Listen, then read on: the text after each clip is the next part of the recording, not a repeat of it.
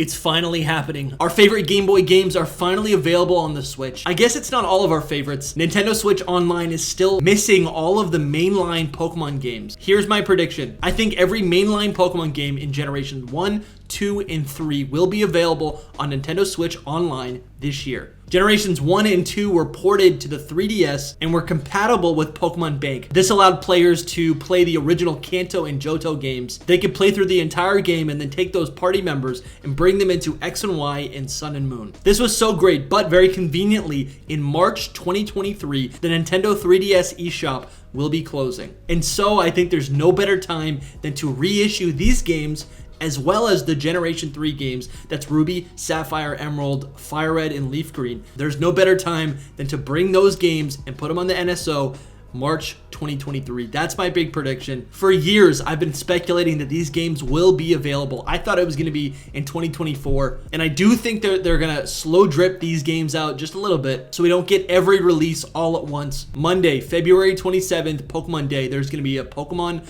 Presents, and in that trailer, they're going to announce a roadmap for all 12 of these Game Boy games. And it's not just as simple as porting these games. Game Freak has a proven track record with their Generation 1 and 2 titles. When they were ported, all of the hidden events that were in these games that were only accessible through mystery gift or you had to be there kind of events, those were all unlocked for the first time so players across the globe could experience them in the most accessible way possible. There's also a list of legendary Pokemon items, trainers, hidden events locked away in these Generation 3 games that players probably have not experienced legally in decades. Here are all the things that will likely be in these Pokemon ports. Generation 3 games, Ruby, Sapphire, Emerald, as well as the Kanto remakes, Fire Red and Leaf Green. Generation 3 games would be a great addition to the Switch library. I would love to see e-reader functionality be brought back into Generation 3 games. I think it'd be nice if those features were unlocked, let's say maybe post-game. Another feature I think I would like to see in Generation 3 games, a port of these Gen 3 games,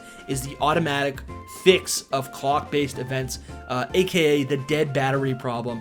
This is something that has plagued all of the physical cartridges of at least the Hoenn-based Generation 3 games.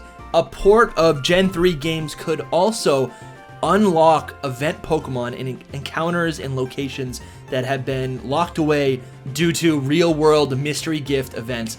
These are Pokemon like Mew and the Faraway Island, Latios and Latias with the Eon ticket. I would love to encounter Deoxys, Jirachi, and Lugia and Ho-Oh in the Generation 3 games.